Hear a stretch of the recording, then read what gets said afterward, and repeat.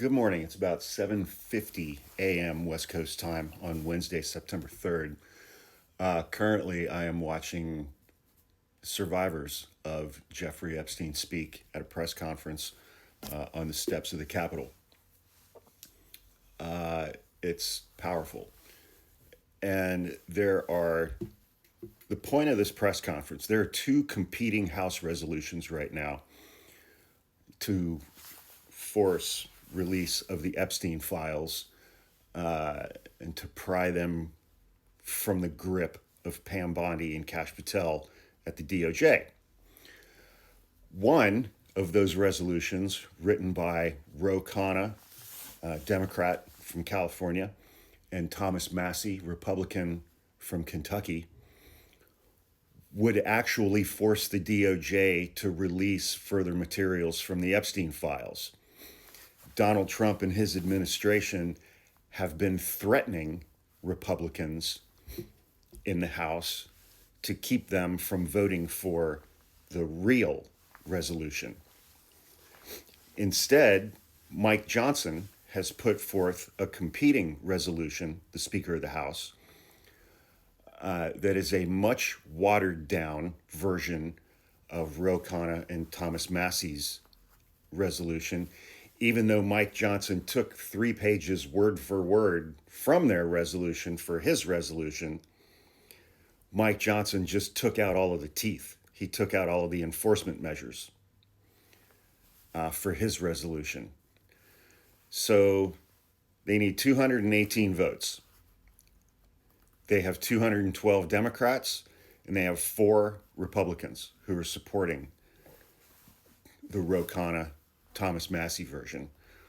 All of the other Republicans so far are supporting Mike Johnson's watered down version, which wouldn't force the DOJ to do anything. And the Trump administration, at Donald Trump's direction, is threatening Republicans in the House to keep them from voting for the version of the resolution that has actual teeth in it. This is after reports that Donald Trump ordered the FBI at the end of March to put 1,000 FBI personnel on scouring the Epstein files to find every instance where Donald Trump's name appears in it. They needed 1,000 people to find all the places where Donald Trump's name appears in the Epstein files. Then it was reported that Donald Trump's name was redacted from all of those instances where his name appears in the Epstein files. And this was after, in February, where Attorney General Pam Bondi appeared on Fox News and said the Epstein files client list was on her desk and she was reviewing it. Then in May, Pam Bondi informed Donald Trump, your name's all over the Epstein files, dude. And then the first weekend in July, I think it was on July 6th, Pam Bondi released a memo from the DOJ saying there's no Epstein client list. There's no evidence that he blackmailed anybody. We're not doing any further investigation, and we're not going to release any further material from the Epstein files.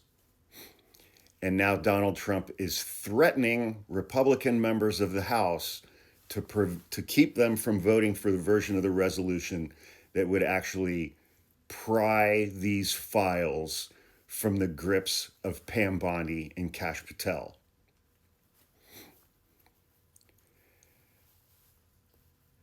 If you can look at this series of factual events and think that Donald Trump is an innocent man as it relates to Jeffrey Epstein, you're an idiot.